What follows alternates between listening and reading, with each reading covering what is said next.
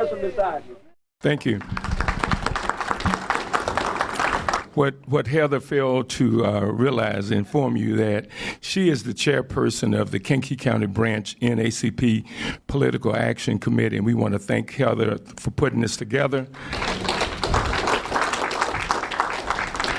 And we would like to thank Mr. Steve Bertrand, who's the director of the Kankakee Public Library, and his staff for the continued partnership that we have with the library for our continued success with the NAACP.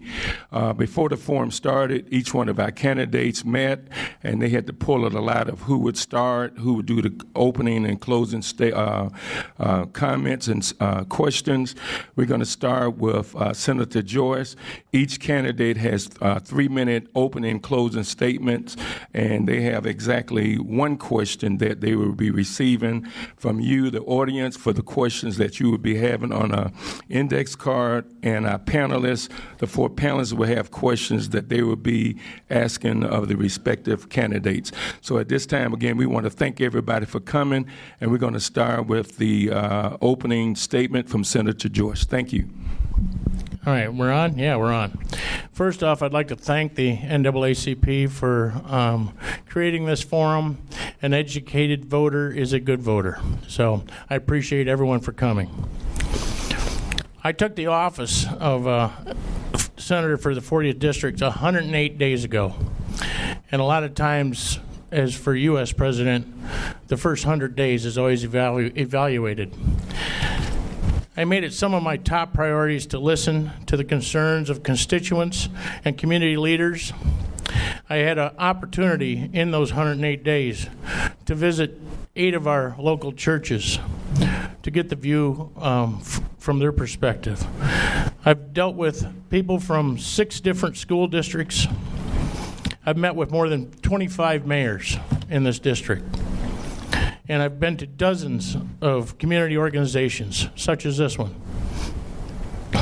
Through these discussions, I've gotten to learn a great deal about the concerns of the people of the 40th District. I've been proud to take action on a few of them. When I first met with Mayor Hodge in Hopkins, he came with his list. Everybody's got a list. And the first thing on his list was natural gas to Pembroke Township and Hopkins. So I took that first thing on the list and said, we're going to make this happen. We had a meeting out there shortly after that, and there were no Night Corps representatives there.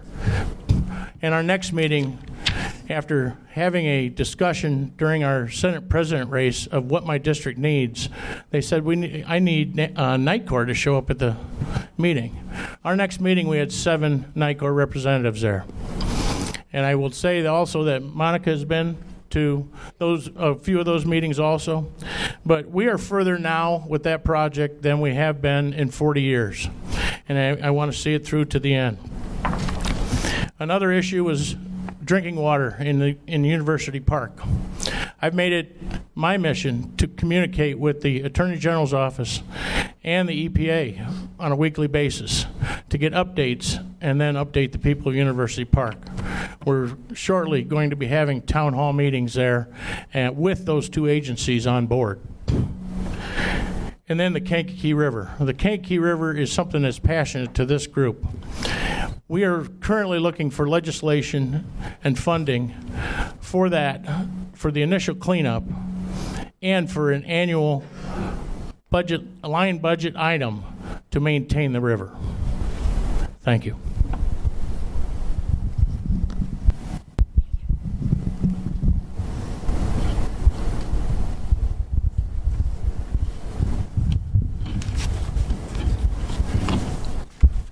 You have your opening statement. Okay, great. Good evening. Thank you to the NAACP for hosting this forum to help voters learn more about the candidates and the issues. I would like to thank everybody for taking time out of their busy schedule to be involved in the process.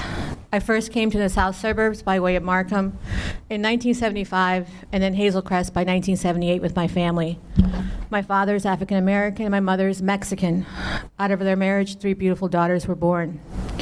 I have the distinction of living in both boundaries of the district, both in downtown Flossmoor and downtown Momence, which provides a unique perspective of the needs of both areas.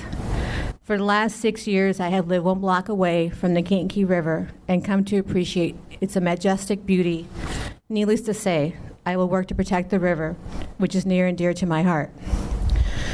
I am fighting for safer roads for our regional commuters as they travel from Kankakee to Joliet through Manhattan and other multi-county routes. Unfortunately, there's been too many unnecessary accidents. Some have claimed lives. We must be mindful in other areas where investments are not being made.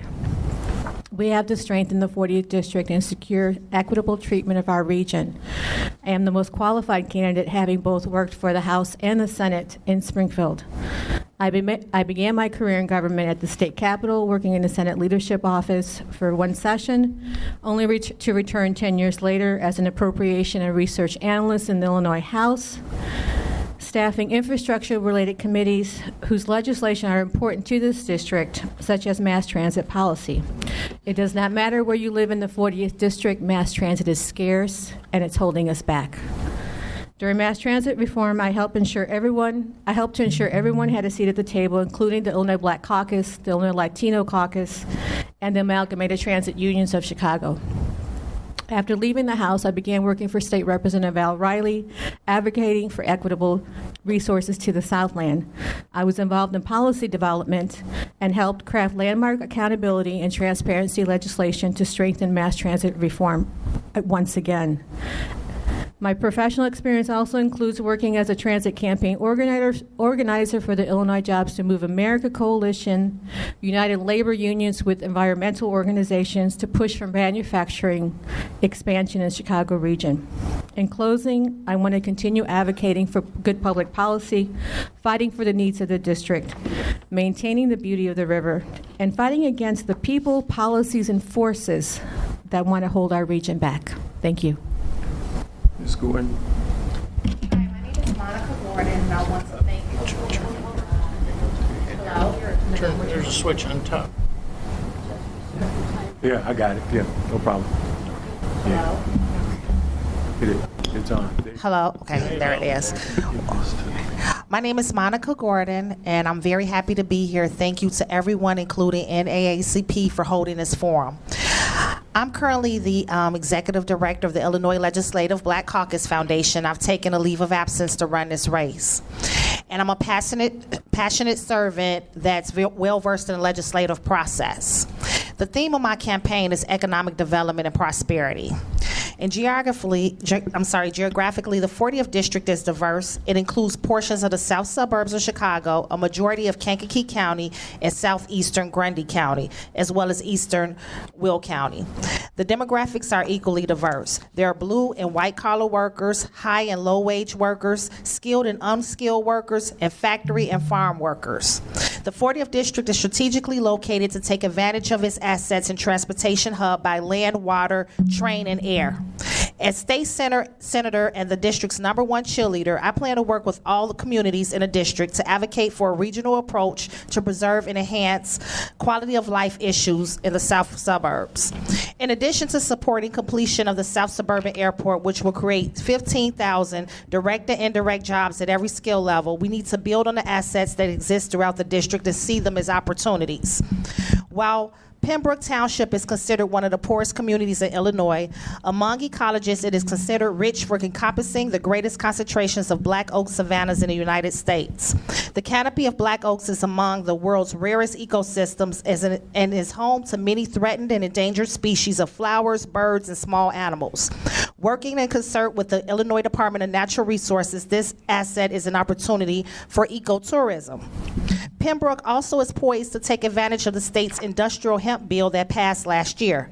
Governor J.B. Pritzker is projecting the production of hemp to be $1 billion industry for Illinois. Industrial hemp has many uses, including building materials, food, textiles, and therapeutic products, and is good for the soil. Pembroke Township is the only black farming community in Illinois. The Kankakee Riverwalk project is moving forward with a recent grant of $96,000 awarded by the National Park Service and Federal Highway Administration for the development of outdoor recreational space and improved trails. Governor Pritzker said the development, which is projected to cost $25 million, will create jobs and help local communities thrive. It is estimated the project sector received tax increment funding will generate $2 million of new annual Kankakee property tax revenue and $13 million in recurring economic impact. Another project that has support from the 40th District residents is the proposed solar farm in Chicago Heights. As municipalities urge their constituents to retrain and retool for a green economy, elected officials are looking at renewable energy opportunities for residents and businesses to grow jobs. Thank you.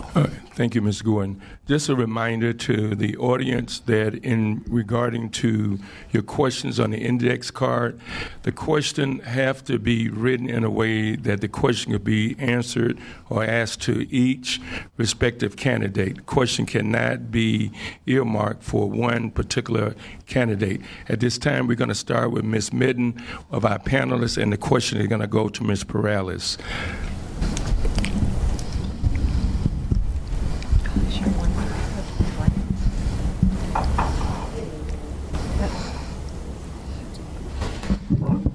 Good evening. Are we on? Yes. Okay.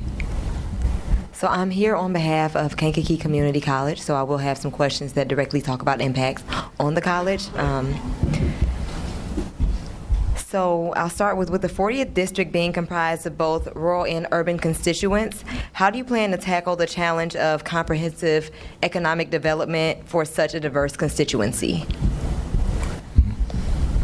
Well, that's going to be working with the leaders in the municipalities and the Economic Alliance. We don't want to force a certain project over one area where a neighboring community might find it harmful to their economic development. So a lot of it's just talking to each other and talking to the developers, labor unions, environmental organizations, and of course the Economic Alliance to ensure that what they're doing is actually going to be fruitful for the municipality but also for the region itself.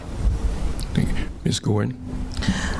As I stated before, economic development is the theme of my campaign, and it is a very diverse district. But for instance, the South Suburban Airport, those 15,000 jobs at every skill level will help residents of the southern part as well as the northern part of the district, meaning Kankakee as well as Southland and Eastern Will County. In addition to that, there was discussion about the Kankakee River. Cleaning the Kankakee River adds opportunities for Pembroke as well. You think about it as a water source, and you can build lodges along the river line. And as well, the Riverwalk project that is being pushed by the mayor of Kankakee, Chastity Wells Armstrong, you need a clean river. In addition to more jobs, tourism is the fastest growing industry, and we need to capture that. Senator. With this diverse district, it's imperative that you get communication with all parts of the district. So you have to form committees that will have economic impact to the agricultural sector, the suburban sector, and the urban sectors of your district. You've got community leaders, mayors, townships, and municipalities all need to be brought to the table on many different issues. And I think that any kind of legislation that you're looking at, you're going to have to pull from those resources, all of which have an impact. Thank you. Thank you. We're going to have our president and CEO of the Kankakee County Economic Alliance have the question going to Ms. Gordon. Good evening. Good evening. There are many good-paying jobs that are going unfilled in the trades and other areas where a college degree is not required. However, most high schools are rated by the number of students that they graduate who pursue a college degree. What would you do as state senator to promote vocational training and training for the trades so that the individuals who choose not to pursue a bachelor's degree can find successful employment? And as we all know, a college education is not for everyone, and it's not to say that only smart students go to college. There are many smart students who want to go into trade programs. So I heavily promote vocational training. For instance, I'm sure you've heard about the closing of Rich East High School. Although this facility has closed and the students will be going to other schools, there's an opportunity to bring a vocational school to that area at that site. In addition to that, we must encourage students to participate in apprenticeship programs. So I am definitely an advocate for additional apprenticeship programs as well as vocational training, because I think that's very important moving toward the future. And like I said, there are many students who don't know about these programs and haven't had exposure to them to know that that's a viable option. Senator Joyce. My son is an example exactly of what you're talking about. He's a 150 operator. Didn't want to go to college, didn't fit him. We need to make sure that funding for the trades for Kankakee Community College is a good example. They have retrofitted their program to fit someone who's not going to school for 4 years. They've got electrical training and welding, quite an impressive array of it, I must say. We toured that about a month ago. But Dr. Boyd said that you need to change the way that you educate just so that the kids that aren't cut out for college, we got a path for them, and they're good paying jobs. And like you said, there are shortages of a lot of those type of apprenticeship programs, and it's something that needs to be supported. Thank you. Ms. Perales. I'm a strong advocate of labor. I actually work with Southland Friends of Labor, and we're a political action committee. We raise funds to support labor-friendly candidates in South Suburban Cook County, Will County, and Kankakee County. To your question, one of the things that we've been looking at is going back to Labor 101 with some of our courses, because a lot of people don't understand how labor impacts their community. In terms of trying to get more people involved in the trades, we're almost at the point we need to start pushing that at grade school to teach our young students that there's a future, not just to be a doctor and a lawyer, but to be in the trades also. What we're also finding out with some of these trades programs is that a lot of students have difficulty with the math requirements to get into those programs. So I know there are programs to help them, but we almost have to get started, like I said, at a younger age, introducing trades. So I'm all for advocating for even junior high and high school freshmen to understand how labor can impact their community and the opportunities that are available, because you almost have to get on that course in terms of the math requirements by the time you're a freshman in high school. Before we go to Mr. Palmberg from the Kankakee Farm Bureau, as the timer, Mr. Gathern, and the moderator, if there's a question that you might feel that you might want to go 5, 10, 15 minutes over at the beginning seconds of the particular person that's starting with you, the next question, Senator Joyce, that equal time over would go to each candidate, okay? So we're going to start with you, Mr. Palmberg, the question. Currently, there is continued pressure to install new utility technology such as broadband, which Governor Pritzker has allocated funding for in his budget, which is needed especially in rural areas, and provide better service to consumers. How do you address the increased pressure for these services while honoring and protecting the private property rights afforded landowners in the Constitution when private land is used? I think when this legislation first came about, they didn't take into effect rural township roads, field tiles, culverts for fields, and it basically gives the utilities a right to put that in without permission. And what I would like to see is at least communication and notification when you are going down a township road for the farmers that own those fields, and possibly compensation because you cut through a field tile and that's expensive to fix. So I think a lot of the consideration on the personal property rights were lost and needed to be, again, communication and make sure that notification and have a discussion about compensation when those type of things are going. It's coming. It is a future, but we need protections for those landowners. Ms. Perales. My response to that question is in terms of the eminent domain laws and the right-of-ways. I know some of the utilities have had to actually operate under those laws. When it comes to private property and trying to compensate farmers and other entities for that particular endeavor, you do need to have communication with the landowners and try to alleviate any lost revenue when it comes to creating those broadband opportunities on their property that they've earned. Thank you.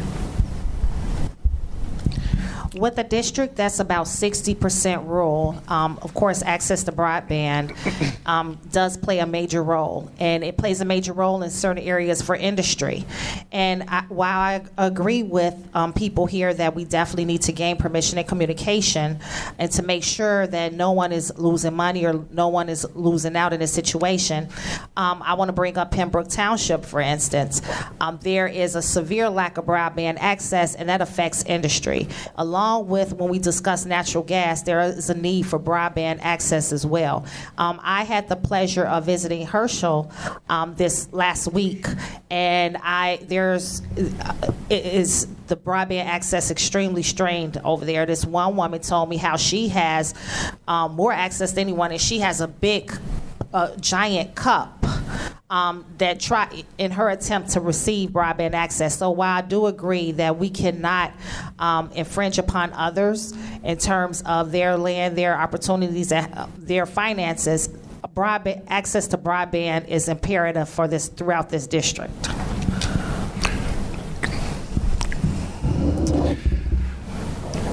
I'd like to know what your thoughts are on the proposed expansion of the Kankakee River Conservancy District. You've all alluded to the river a little bit, and what you think the state should be doing to help this situation there.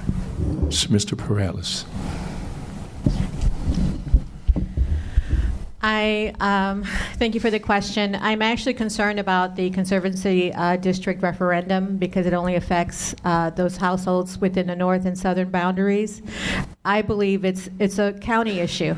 And unfortunately, the way it's written, some people don't realize that their property taxes are going to go up in that particular referendum. So I think there needs to be more education in terms of that. My belief is that it affects the whole county, and therefore the whole county should be chipping in to find a solution, not just the property owners who live across along the river. Ms. Gordon. I think it's very important to have community communication regarding this issue. Also, I think there is an opportunity to gain state grant funding to help this issue as well. But I think it does start with open communication. Okay.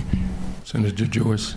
The referendum is going to be $24 for people that are on either side of the Kankakee River in floodplains. Those people get to vote on this referendum. I'm in favor of it. It's going to raise almost $400,000 more than the Conservancy District currently has. The Kankakee River has been an ongoing issue my whole life, and most people in here are double. It all started back 150 years ago. But that Conservancy District would raise $450,000 locally, and that's not money that any municipality, the Conservancy owns that money to do what they will with the Kankakee River. So I am in favor of it, and I think that a line item on the state budget for the Kankakee River is something also that should be pooled in. But if we have local, state, and reaching out to federal authorities to get the funding that this river needs, it drains 5,200 square miles. So it's an important asset for this county. Okay, thank you. Ms. Midden, you have the question, and the question is going to Ms. Gordon. KCC's mission to enhance quality of life through learning involves making college education financially affordable and accessible for the community. This is becoming increasingly more challenging due to budget cuts and decreases in funding. What do you all plan to do to support resource allocation for education within the district? If I am elected to state senator, I will definitely want to enhance the school funding formula. I think we need additional state dollars for education. That way it won't be such a drain on the property taxes. So I think more state funding for higher education and education in general is very important. I think that the state funding formula is promising, but there is much that we can add to it to make sure it's sufficient, that we're able to gain those dollars needed. So everyone who wants to pursue an education has that opportunity. So, Ms. Gordon, just to add on, and you got additional time, which each other candidate will have, you have any plans regarding the community college district and our public schools? How would you have any policies or how would you deal with that formula? In terms of the school funding formula, as I stated before, I think it's very important that we have more funds added to that. And the school funding formula is working, but it's not working enough in terms of the actual funding. Also, there has been programs like, for instance, when we talked about trade programs, the workforce development program, and different grants that can aid in increasing overall money for higher education, whether you're going into the trades or you're going to college. Okay, thank you. Senator, you have the same question from Mr. Middens. Ms. Middens, and you also have the additional time if needed. Okay. The state school funding is part of the problem with our property tax bills. Illinois, in the 2020 budget, is going to increase its share to state education by $375,000 in 2020. That's $375 million more than last year. $375 million, I should say. That is going to take Illinois to $7.2 billion for state or for education in the state of Illinois. That's one of the highest levels we've seen in 20 years. That stability in the state is how you decrease property taxes, because stability in the state will then increase our share of education funding. And for higher education, stability in the state will be certainty for students that are going to college that they will get their MAP grant. Under the Rauner administration, MAP grants disappeared, and we lost students. You have a stable state, you will have a stable MAP grant program. We will then attract students to Illinois and with increased funding and stability. Thank you. Ms. Perales. I'm actually a strong opponent of community college. I'm a product of Lincoln Land Community College in Springfield. My son went to Prairie State Community College in Chicago Heights. He decided to go locally instead of going to a full 4-year college. One of the things that he enjoyed was the flexibility, and I think a lot of other students who are returning back to school enjoy that. I say that because we do need more support for our community colleges, because we're not getting the traditional student that comes through there. There's a lot of programs that are available there. In terms of funding, anything I can do to increase those fundings, like Senator Joyce had said, under the previous administration, we lost our grant funding, our MAP grants, and we did lose students who wound up moving out of state because they were not able to get that financial assistance that they needed at that time. And they're not coming back. Some of them are not coming back. So anything I can do to advocate and be a proponent of community colleges, I will. Thank you. Mr. Nugent, you have the question. The question is going to Senator Joyce. In the area of economic development, there's no greater tool to create jobs than the construction and the operation of an airport. Many in the Chicago area think that the airport is not needed and it's a pipe dream project. Please give us your opinion on the need for the South Suburban Airport, and how will you work in the state Senate to further your position? Well, I am in favor of the third airport, and I think that you will find most people in the 40th District are in favor for it. I've talked to a few groups that were opposed to it and explained why it's important for the economic development of this state, not just the 40th District. The Southland needs this project. Kankakee area needs this project.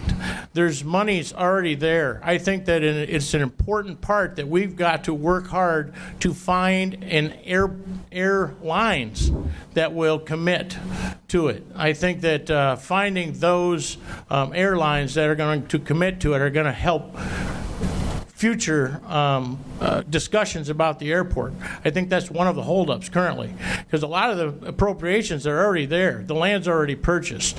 I think it's going to be imperative that we get an airlines involved to get the project to move. But I think it's a project that would just be a total shot in the arm for the entire Southland and the entire 40th District. Thank you, Ms. Perales. So this topic is near and dear to my heart because I wrote my master's thesis on the 45-year political history of the South Suburban Airport. I'm in full support of it with the land being purchased. What I'm concerned about is that Senator Troy Hutchinson passed a public-private partnership, I believe in 2012, to build that third airport.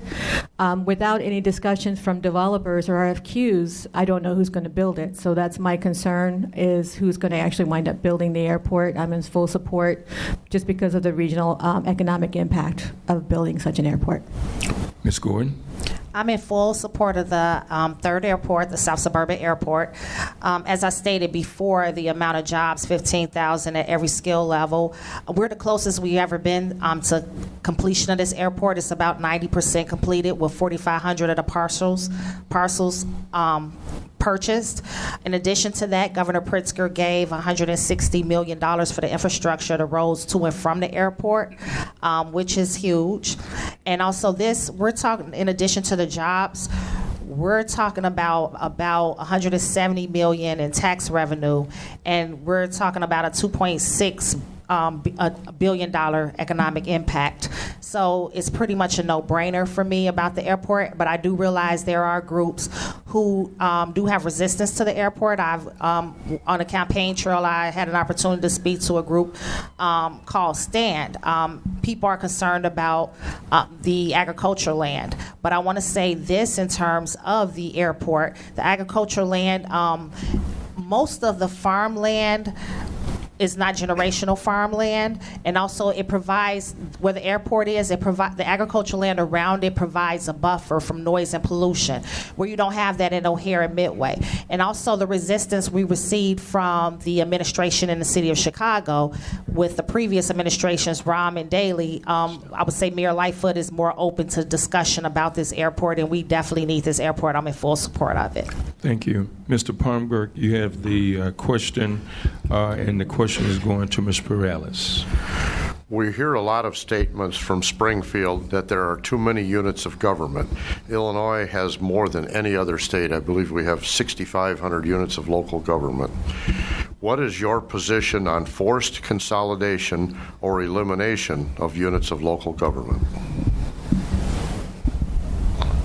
I believe we have to tread carefully on that topic. There are some really great districts that are in existence. One of them is the townships.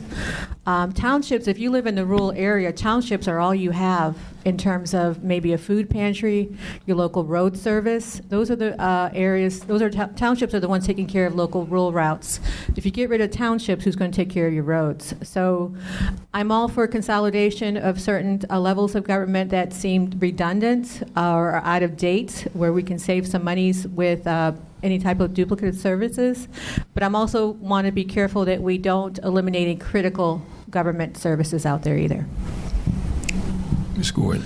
And I agree with Ms. Perales about the potential consolidation of townships can be a negative error if it depends on the township and the services they provide to the area. As she stated about food pantries, there are some townships that provide cemetery services. It really depends on the township, and I understand there are certain local units of government that can be consolidated, but you have to look carefully at what's going on in that area. There's also possibility to consolidate school districts. You have this surplus of pay for some superintendents, where that could be a viable option, but I think you have to look at each township to see what valuable services they provide for that community that those community residents wouldn't be able to obtain elsewhere. Okay. The township governments in this state are so diverse. If you go up to Bloom Township, they've got 60 vehicles that are involved in various different senior transportations. But then you come down to rural Kankakee County, and you might have 2 or 3 township employees. Shared services within those townships. A couple of our townships, Essex and Salina Township, one of them's got a tractor, another one's got a drag. They use those in combination. Shared services is something that we should be doing throughout the state.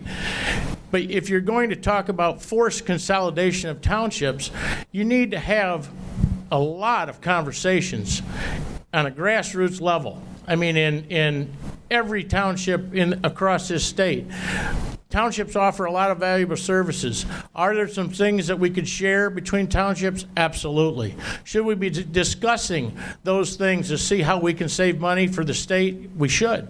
So, but it's a long conversation that has to involve every township in this state.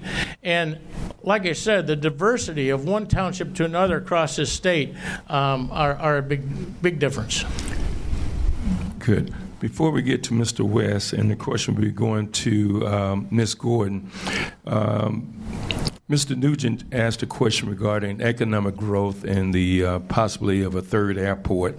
It's a question from the audience, and we're gonna give you this question, Ms. Gordon. It is, what is your plan for promoting economic growth for Kankakee County apart from the possible airport?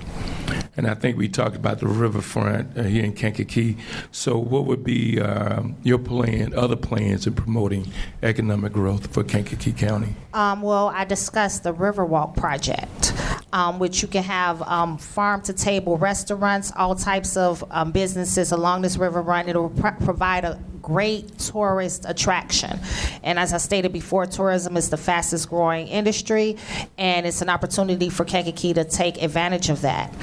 Also, when I don't leave out the agricultural community with the U.S. Trade-China agreement, we can keep moving forward, hopefully, long as China has not decided to go with other countries with the sale of soybean. And we can continue with the agreement we have with Mexico and Canada with the sale of corn. I think these are viable options for Kankakee. And let's say this about the third airport. Those jobs will go to Kankakee residents as well. That's just not, it's called the Southland Airport because it's in Peatone, but it is not, those jobs will go across the district and beyond the district. And I stated before about the cleaning of the Kankakee River when you can add lodging across Pembroke. And we could talk about the opportunities to bring industry to Pembroke as well, which is in Kankakee County. Thank you. Senator Joyce. Yeah. Well, one of the first people you should talk to on economic development that would help Kankakee County and city is sitting at your panel, Mr. Tim Nugent, who's with the Kankakee Economic Alliance. But we have a lot of industry that is new to Kankakee with CSL Bearing, Nucor Steel, Pettinghouse. There are industries that we need to talk to about possibly bringing in new industry in their fields, and also reaching out to DCEO through the state and trying to find grant programs to help new businesses develop within our county, and helping municipalities bridge the gap with DCEO and see if we can find some grant funding for new economic development. Ms. Perales. When it comes to economic development, I actually started this in 2001 at the Village of Olympia Fields, working on economic development issues. And what I learned is the most important lesson when it comes to economic development is building relationships with the people you want to get into business with. It is spreading your message out to outside your circles, to getting those investments in the door, developers in the door, to be interested in your county. So wherever I go, and I think I've actually used this particular campaign to the best of my ability to promote Kankakee County as much as I can, because people don't realize the 40th district goes down here. So I'm always promoting this particular county. But there's a lot more that can be done, and for me it's building those relationships with other corporations and developers. Thank you. Mr. West, you have the question, and it goes to Senator Joyce. Knowing that local municipalities, and this kind of dovetails with an earlier question, knowing that local municipalities and school districts rely heavily on property taxes, what would some of your suggestions be to help relieve that burden on the local taxpayers? Well, you're right. It comes in directly with what I was mentioning earlier. Is $375 million more going into education by the state of Illinois this year. It's imperative that we keep talking. We consolidated the fire and police protection pensions last fall. That's going to save the state $140 million. Mr. Parbrook's question about consolidating townships. Those are conversations that need to be had. Where can we find waste in our state and then make our state more stable? There's a lot of things that our current administration is doing that is basically just making up for what the previous administration had done. We have the ship righted currently. There's going to be some tough times, but we are looking at funding. We've 7 years in a row paid off our pensions up to what we were supposed to, and 2020 we are going to do it again, and with possibly more depending on how the fair tax goes this fall. But there's a lot of things that are going the right way in this state, and funding education is the highest part to helping with property taxes.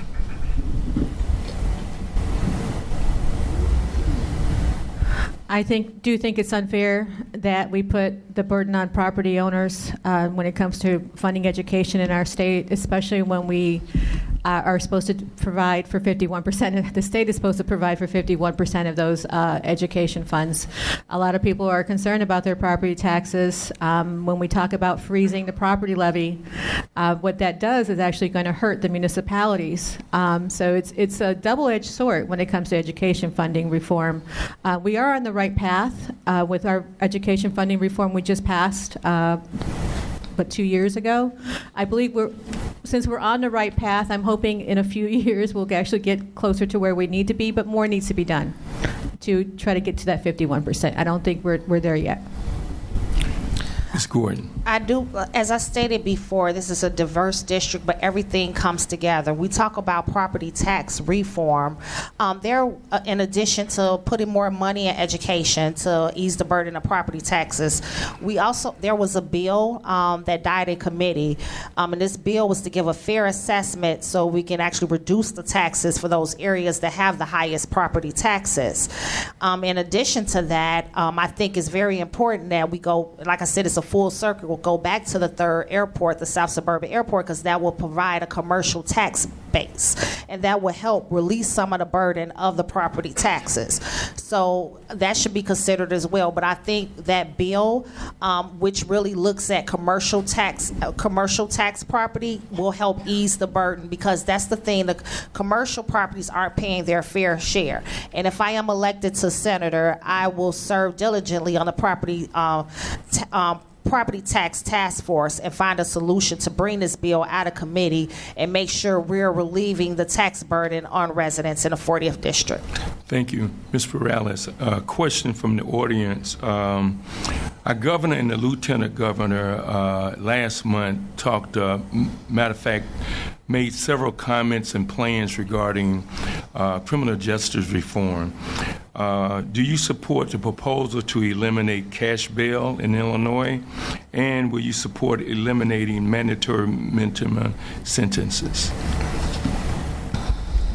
I support the first aspect in terms of the cash bail, because it unfortunately hurts a lot of families. From what I'm hearing, someone who's picked up for a minor traffic accident and they wind up being in jail for a few weeks or a few months, that's detrimental to a family. That person is not working. That person is not providing services in the area. So I'm concerned about the cash bail system and how it negatively impacts our communities and our families. And the other question, I apologize, you were talking about the minimum sentence for... It says, can you support eliminating mandatory minimum sentences? Eliminating the mandatory minimum sentences. I don't think we should do that across the board. I think it depends on the severity of the crime itself. That's my opinion on that particular situation. It would depend on the severity of the crime itself. So what plans would you have, since you had started with talking criminal justice reform, what would be, if elected, what would be some of the things that you might feel that could be enacted to really press criminal justice reform in the state of Illinois? And one of the questions, that was a historic event that happened here in the county, in the city, on this past Thursday, with over 15 different law enforcement agencies coming together to signing the 10 shared principles with the NAACP and the Illinois Association of Police Chiefs, where you want to bond and bridge the gap between respective community, particular communities of color and law enforcement. Well, it sounds like it was a historic, like you said, it was a historic meeting that you guys had this happen. Without cooperation with your law enforcement and your community, it's hard to move past these issues. So a lot of it's just bringing people to the table, listening to our state's attorney to hear what their needs are, what their concerns are for criminal justice reform, too. Yeah. Ms. Gordon, you have the question regarding proposed eliminating cash bail, and you have a minute and 35 seconds. Okay, well, I do think we need to eliminate cash bail. You have people, as Ms. Perales said, not just a traffic ticket, but there are so many cases where that creates a disparity where you have people going to jail or staying in jail who've committed a low-level offense, and then you have people who have money who don't. That's not a problem for them. That causes instant disparity, and I think that's very unfair. I support 100% eliminating that, and it's because we see every day there are people who, let's talk about criminal justice reform specifically with the cannabis bill. You have people who have been locked up for having a quarter gram or something on them, and can't afford bail for whatever reason. You have people for many different reasons. So I think to equal the line, that definitely needs to be eliminated. Okay, Senator Joyce. I echo my predecessors here on the disparity in being able to pay and not being able to pay. So I would have to agree with both my fellow panelists on that issue. So it's just a matter of taking those that have money and taking those who have not got the money, and you can have the simplest of incidents and not be able to get out on bail. So, okay, Ms. Minton, you have the question, and the question goes to Senator Joyce. We're in an increasingly globalized society, and so it's really important to create inclusive, diverse, and equitable teaching, learning, and work environments. In order to have those, we need more culturally diverse employees in our district. What are your plans to attract culturally diverse employees to our district, and also to keep the young professionals that may be graduating here inside of our district and inside of the state as well? Okay, the first part of your question, if you could just repeat it. I'm sorry. How are we going to attract culturally diverse people, employees into our state and our district, and keep our young folks also here to take our jobs? Well, it's important that we have diversity in any jobs, and to be able to reach out to our local colleges that are training those students and getting students all the way across vocationally to diversity. It's essential that all the business partners from your Chamber of Commerce, from your economic alliances, that everyone sits down and has a conversation on how we want to be socially equality throughout our whole county and our district. I think all of those conversations need to be had not only on through the colleges, but through our businesses and through economic alliances. If all of those people are at the table and we have a collaboration of like-minded people, we can get that done. Ms. Perales.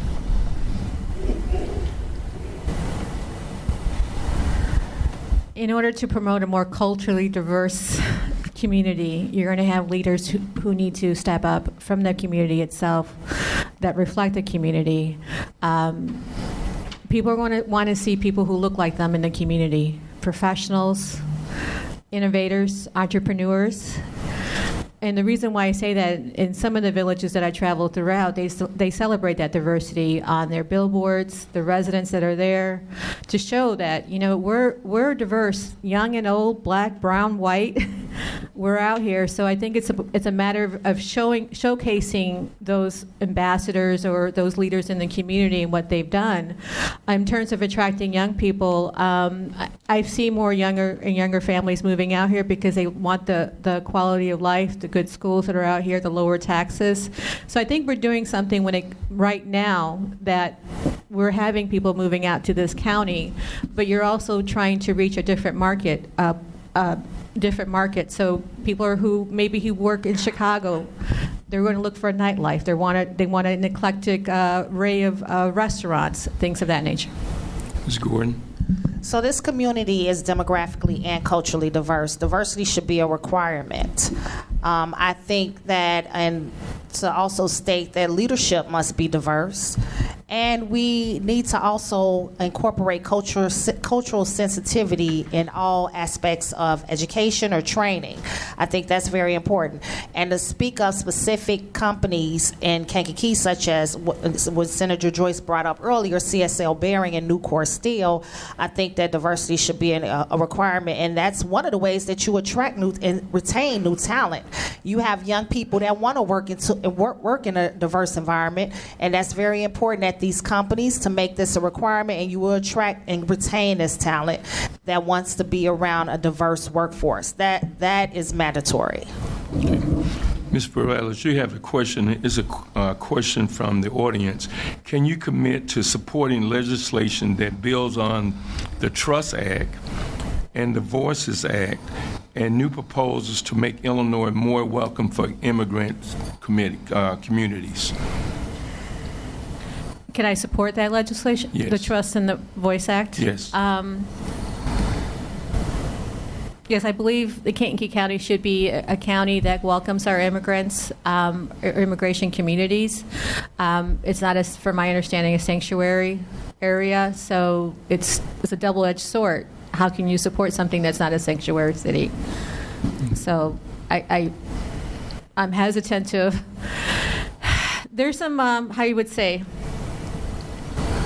you need to look at the outside forces when it comes to that particular legislation and where you are in this county to support it. Okay, Ms. Gordon. If you are not Native American or African American, a descendant of slavery, you are an immigrant. We are a country full of immigrants. I support immigrants. I support that we provide them with the environment so they become legal citizens. Senator Joyce. I could support both. Okay, thank you. Mr. Nugent, you have the question, and the question goes to Ms. Gordon. The recent success of the intermodal in Elwood has put extreme stress on the highways and the local roadways in Kankakee and Will County by truckers looking to avoid congestion on Interstate 80. The Capitol bill addresses some major road repairs in the area, but more is needed. Do you support the construction of the Ileana Expressway, and what will you do to promote your position as a state senator? Actually, I do support the construction of the Ileana Expressway. Every year, hopefully every year, the next year, at the end of this session, or the beginning of next session, the Capitol bill will be renegotiated, and it's about providing whoever your state legislators are, providing the fight to get that resource out of the Capitol bill to get that moving. Senator Joyce. The Ileana kind of goes with the airport. So if you're supporting the airport, I think you support the Ileana. So I do support the Ileana, but also in the Capitol bill, Route 80 is getting some major facelifts that are needed, 10 years ago, maybe 20 years ago. So there's Will County, when we passed when I say we, I wasn't in the Senate then. When they passed the Capitol bill last year, Will County got a lot of funds, and a lot of it had to do with the I-80 bridge and the remapping of Route 80, and that's going to help when that happens, but that's a five-year down the road project. But yes, I support the Ileana.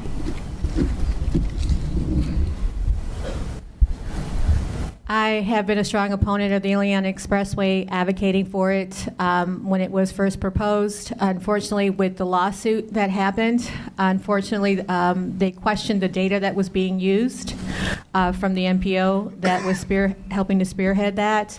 I think we would have to go back to those planning documents to get that document or to get that project moving forward. So for me, it's not just a matter of the capital bill. We actually need to go back to phase 1 and get those planning documents out if we're going to move forward. Thank you. Mr. Palmberg, you have the question, and the question goes to Senator Joyce. Illinois is considered by many as not being a business-friendly state. What tax policies and other state policies do you support to draw businesses, jobs, and investment back to Illinois? It pretty much circles back to a lot of the changes that we've started under the Pritzker administration and some that are coming forward. The stability of Illinois is a key. We have knocked down our backlog of bills by $100 million from the previous year. Our credit rating has been tumbling for 10 years. It is, for the first time, gone the other direction in the last year. It's saving our state tens of millions of dollars just by those small corrections. And as you all have the vote on the fair tax, that is another area where the under the $250,000 people will save money on the fair tax, yet it will be more fair for this state and create more revenue. Ms. Perales. We have nearly 40 Fortune 500 companies in this state. They're sticking around for a reason. Despite the budget shortfalls that we've had the previous years, I think businesses are good in this state. If we can do more to support them, that would be great. Unfortunately, where I caution that is that when we do bailouts in Springfield to a company that winds up leaving in a couple of years, I have some hesitations, specifically the CME. We gave them a $100 million tax break, and they moved out of the state within 2 years. I'm also supporting businesses, but I'm also hesitant when we do so much and they still wind up leaving. Ms. Gordon. Well, to first discuss the fair tax, I think that is a great opportunity to bring revenue to our state. Also, to go along with the fair tax, I do support taxing wealthy income, retirement income. And this is income that's way over $100,000 or more. In addition to that, I feel like we need a financial transaction tax where we should tax trading.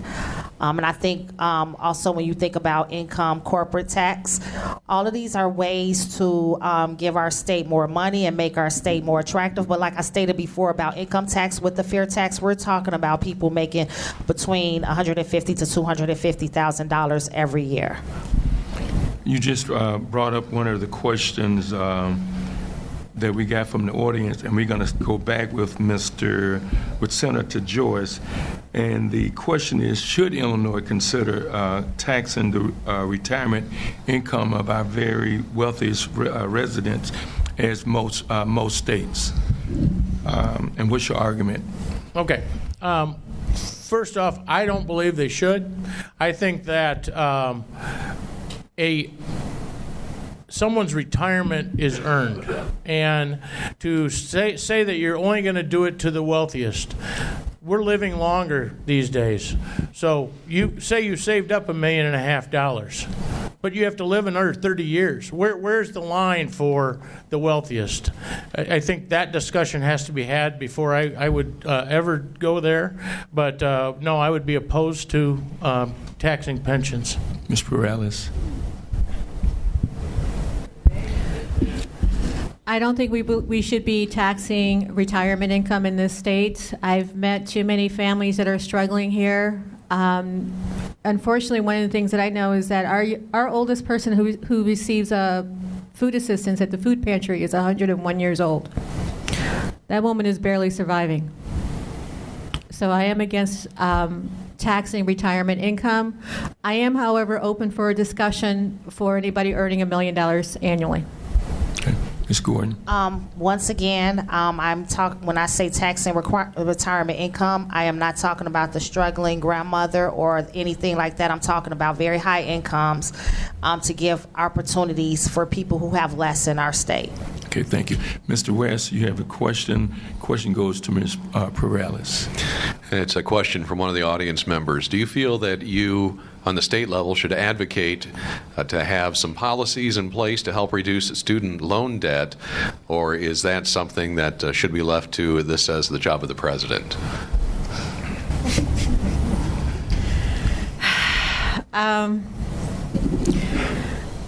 I'm not sure how state legislation would work on that particular issue for student loan debt because it's a federal issue. I think with enough political will and a different president, that might come into fruition. Ms. Gordon? It is a federal issue.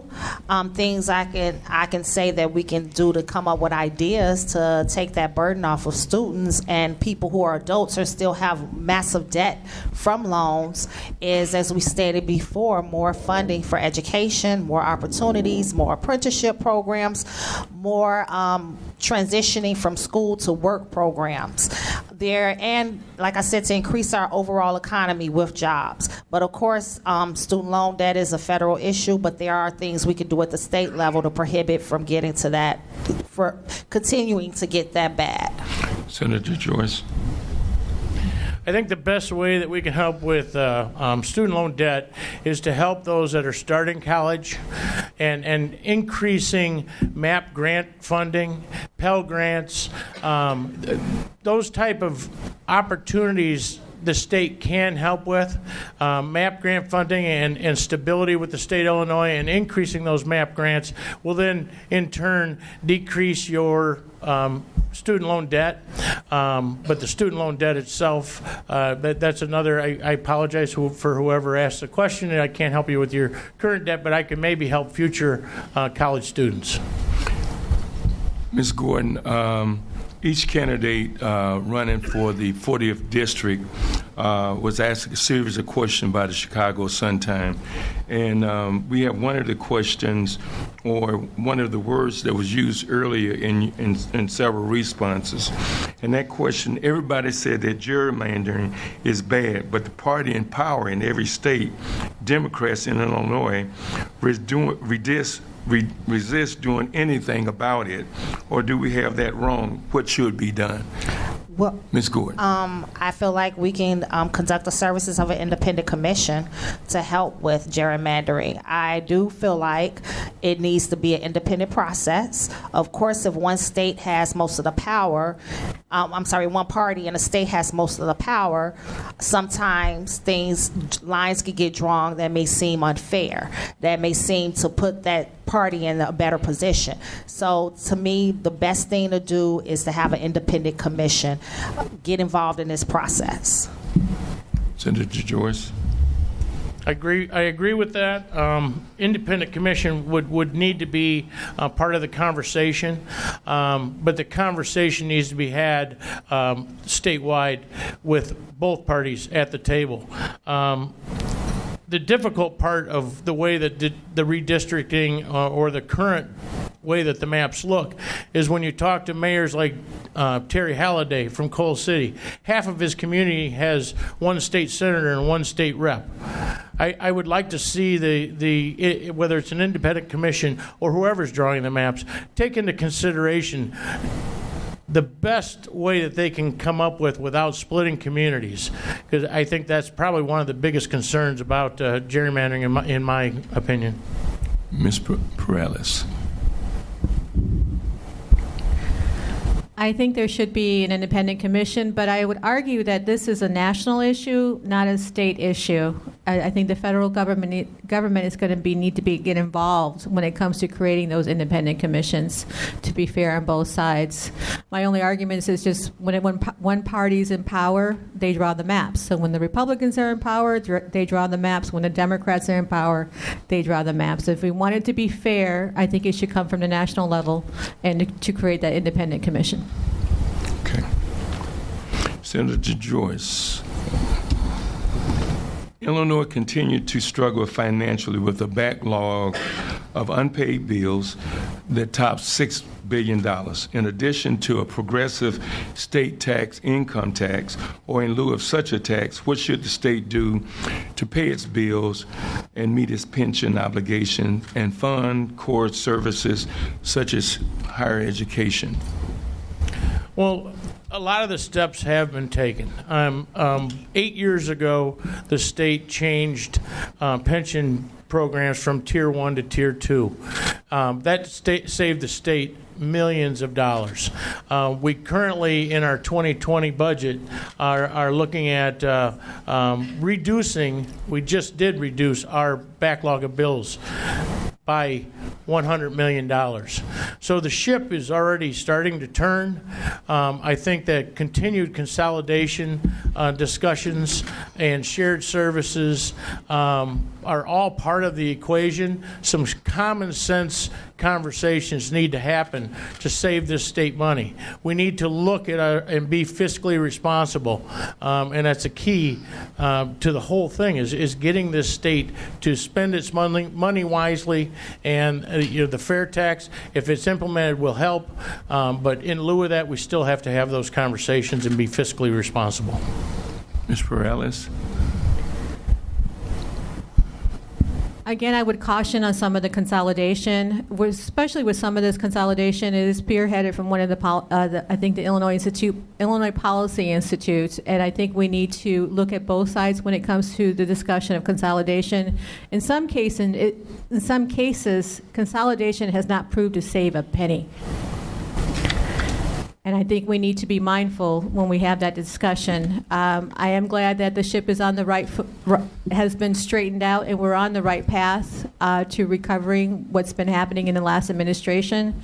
More can be done, but an effort has been made, like I said, right now to at least get us on the right ship. Ms. Gordon? I do want to state, to make it clear, when I discussed about taxing wealthy retirement income, I am not including taxing pensions. I do say this pension debt is serious. If you were promised an amount of money for your quality of life, we should uphold that amount of money. I think that's very important. One of the ways that we can kind of reduce this pension crisis and make sure we give people what we promised them is an opportunity with buying pension obligation bonds with a low rate. I think that is a suitable solution that we should look into. Okay, thank you. Ms. Perales, you have the next question. It comes from Ms. Mittens. There's a population of uninsured and underinsured that have limited access to primary medical care, access to specialists, and so on. What can be done for those patients?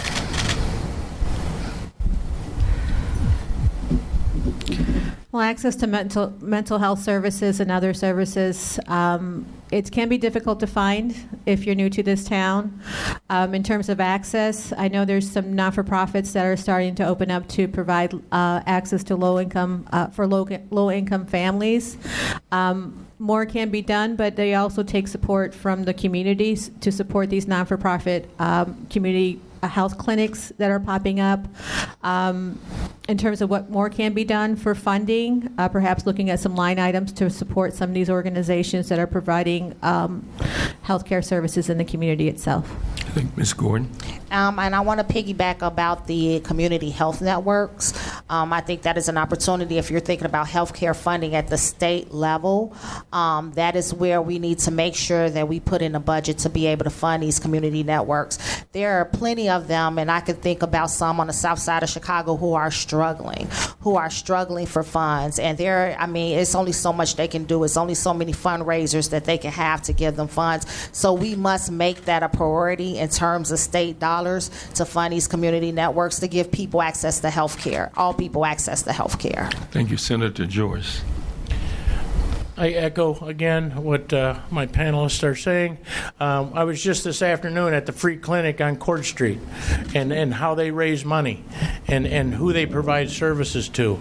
The state needs to constantly be aware of the need of citizens who don't have access to health care, and keep funding our Medicaid programs, and make sure that those that do not have services have a way through DHS to get some funding and get some help and get suggestions on how they can do that. But those type of facilities are essential, and like you said, there's not enough fundraisers, so that's something that the state needs to stay obligated with. Thank you. Mr. Nugent, you have a question, and it's Ms. Gordon. The state is somewhat famous for creating mandates that have to be fulfilled by other governmental bodies, but not providing the funding to pay for those mandates. Will you support and vote for any mandates that do not provide funding for their execution? Can you be specific about a certain mandate? Well, I serve on the Illinois State Police Training Board, and they're constantly increasing the need for police training, yet they just recently cut the training budget by $5.1 million. So those two things just don't seem to go hand in hand, to demand more training for police officers, but not to give any funding or actually take funding away. And so we're looking for an answer to, will there always be money to go along with the mandates that come from Springfield? Well, I think it's fair to include a budget if it's a mandate. I think it's fair to include a budget. And I think we have to look at each mandate specifically. Is there an incident or something that happened that required additional police training? But also it is up to us, it is up to the state to provide funding for that mandate. But I would like to look at each mandate specifically, because things happen where an event or catastrophe or some type of devastation can cause for that mandate. But I would like to look at that mandate specifically. But yes, if it is a mandate, we need to find funding somewhere, because if you need training, costs money. Thank you. Senator Joyce? The word mandate really rubs me the wrong way. And to have an unfunded mandate really hits it. So no, I would not vote for any mandate that is not funded.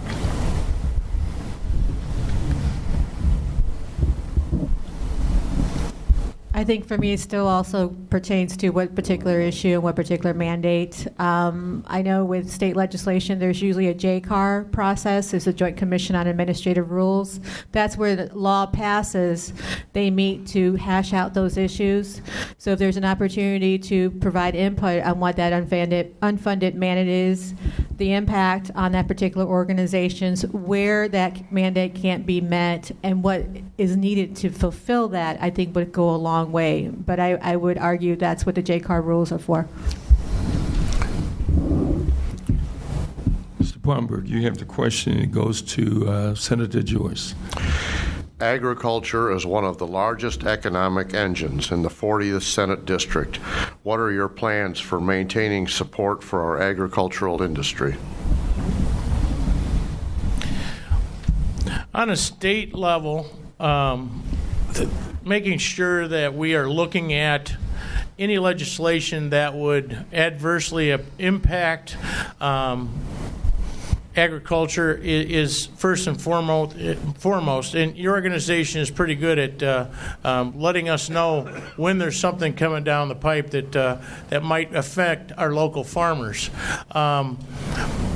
Being from a farming background, I know that this state can impact diversely and advantageously the local farm community. But talking to organizations such as Farm Bureau is always a good, maybe I'm doing a pitch for you, but I don't mean to be.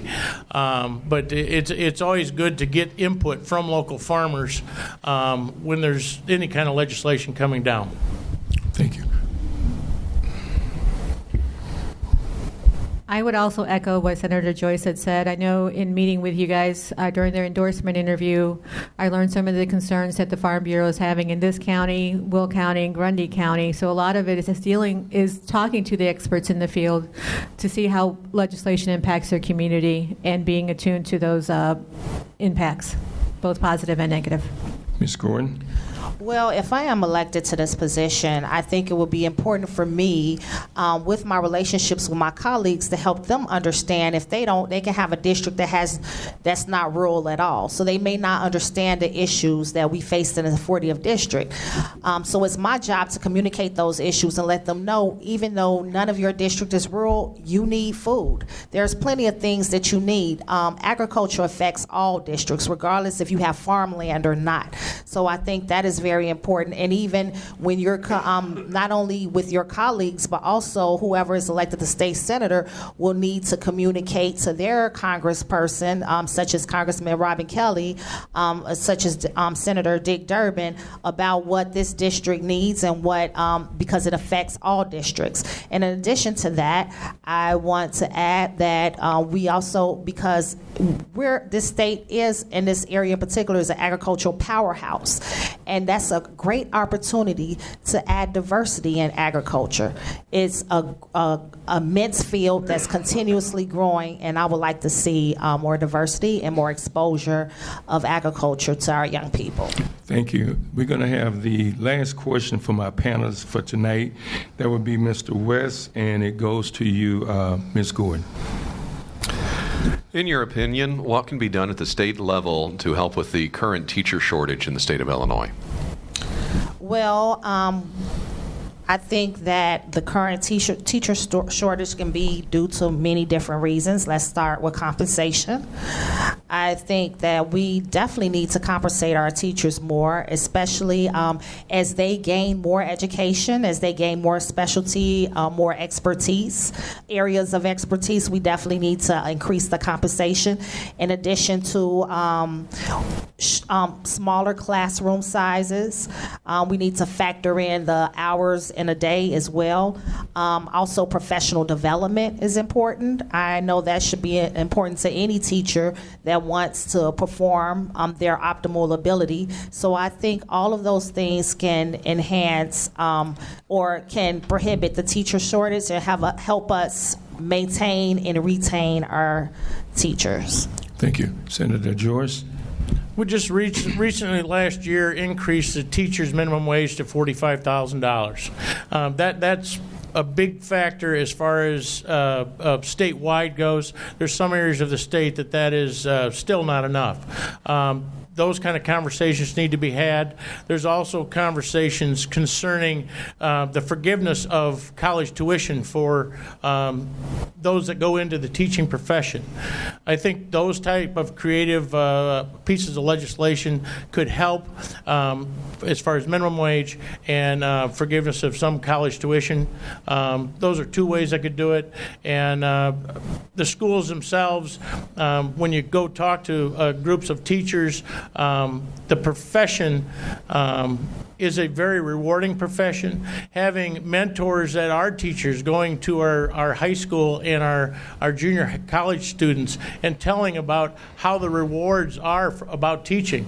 Because you always have that one teacher that everybody always remembers, and those kind of stories create kind of a passion for teaching. Right.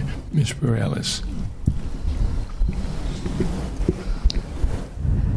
I would expand the Grow Your Own program where we mentor and recruit teachers. I think there more can be done at the community level.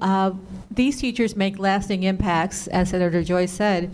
You still remember your kindergarten teacher. Some of the basic things you need to learn about life, you learn in kindergarten. So I think more can be done to support the teachers in our communities, maybe perhaps with some housing credits. I can think of other incentives to bring teachers to the community. And like you said, the last year they did pass that legislation to make the minimum wage for teachers $45,000, but that doesn't take care of the housing and other issues. So that's why I wanted to see if we're talking about trying to grow more teachers here, perhaps providing other incentives. Thank you. We're going to start our closing statement, and each candidate have 3 minutes. We want to thank our panelists for the evening, Ms. Whitney Mittens, who is the Coordinator of Equity, Diversity, Inclusion at Kankakee Community College, Mr. Tim Nugent, President and CEO of Kankakee County Economic Alliance, Mr. Gary Pomberg, who is the Kankakee County Farm Bureau Governmental Affairs and Marketing Committee Chair, and representing WVLI, Mr. Rod West, our newscaster. We want to thank our panelists.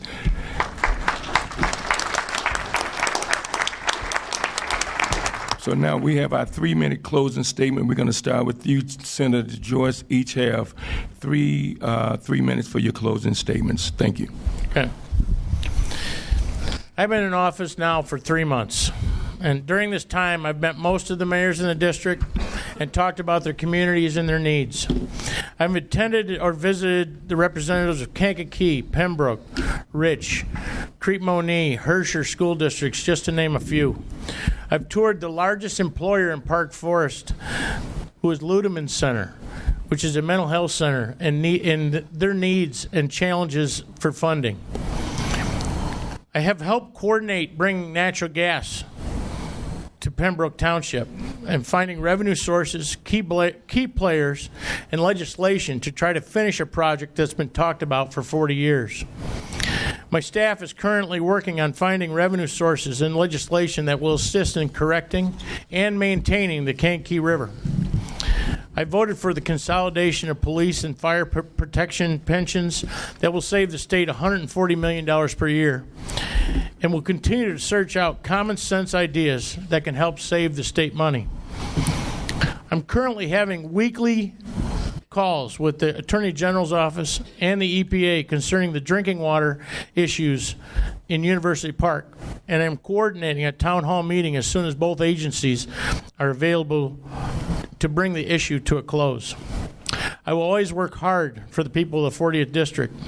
I will bring a common sense approach and an undeniable resolve to fight for our projects for all of our communities. I thank you for the past 3 months and look forward to years of future service. If you ever need to reach me, I'm always available, and you'll find that I will reach back rather quickly. Mr. Perales.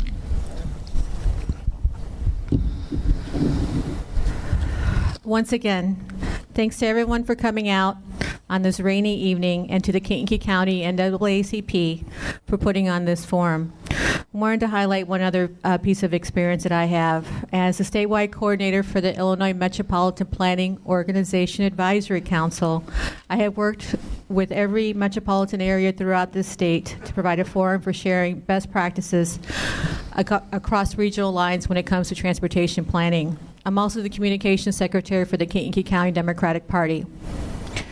As we have heard tonight, the great community of ours faces many challenges.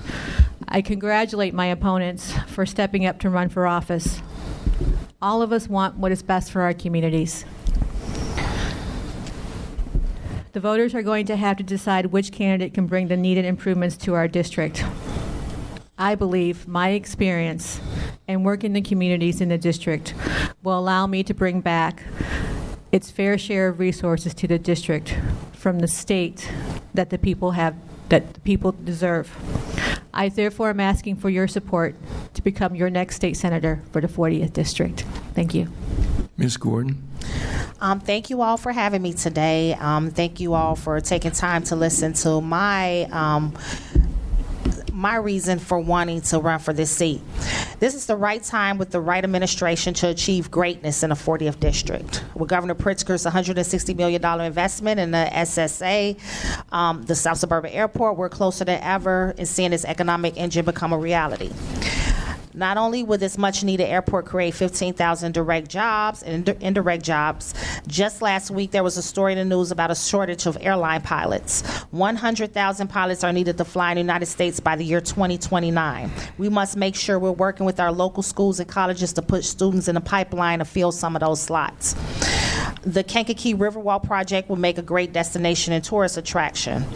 We know tourism is the fastest growing industry. We want to capture those dollars as well and be good environmental stewards of the river by making sure it's clean. The heart of my campaign as well is Pembroke Township. Pembroke Township, we know it's one of the poorest townships in Illinois, but it has a rich history and many great assets that have been overlooked by many elected officials.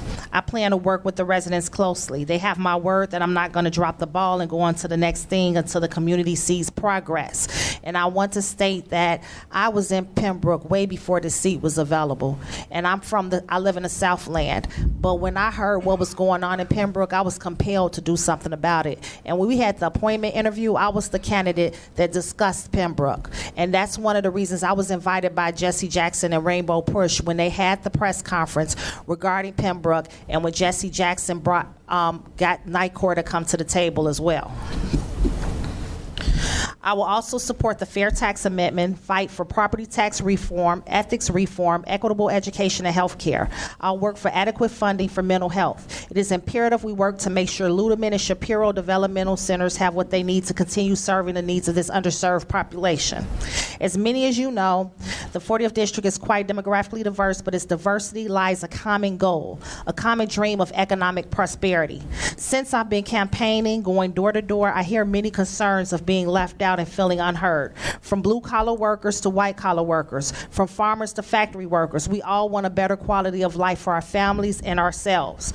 The 40th District has suffered economically. Our community deserves more. Our community deserves someone who will fight for all of our interests. I'm the candidate with the resources, knowledge, and relationships in Springfield to bring back resources to the 40th District. I may not come from a powerful political family legacy, but I'm determined to leave a legacy of uplifting my community with economic development and prosperity. So thank you so much. Change is a collaborative effort, and we can all make a difference together. We want to thank each candidate and wish you luck on March 17th. And again, we want to thank you for taking time out of your busy schedule. And good night to everyone. Thank you.